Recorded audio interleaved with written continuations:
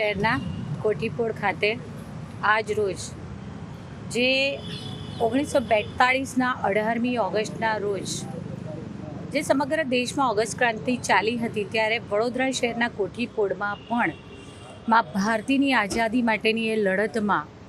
વડોદરા શહેરના બે વીર શહીદો કે જે દિવસે તે 18મી ઓગસ્ટના દિવસે તેમણે મા ભારતીની આઝાદી માટે પોતાના પ્રાણોની આહુતિ આપી હતી એવા શોમાભાઈ બેચરભાઈ પંચાલ અને ભગવાનભાઈ ગોપાલદાસ રાણા આ બંને વીર શહીદોએ પોતાના પ્રાણોની આહુતિ આપી હતી. વડોદરા મહાનગરપાલિકા દ્વારા પ્રતિવર્ષ કોઠીપોળ ખાતે આવેલ તેમના શહીદ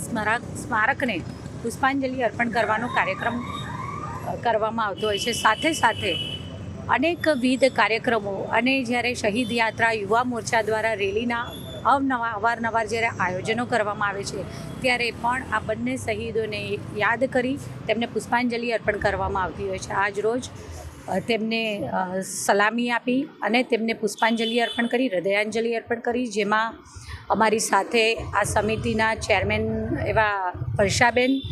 પૂર્વ સ્ટેન્ડિંગ સમિતિના ચેરમેન ડૉક્ટર હિતેન્દ્રભાઈ, મારા સૌ સાથી સભાસદશ્રીઓ, આજે બંને શહીદો છે તેમના પરિવારના સભ્યશ્રીઓ, સ્થાનિક નાગરિકો, ફાયર વિભાગ અને સૌ સિપાહીઓ સૌએ સાથે મળી અને તેમને સલામી અર્પી, પુષ્પાંજલિ અર્પણ કરી, હૃદયાંજલિ અર્પણ કરી.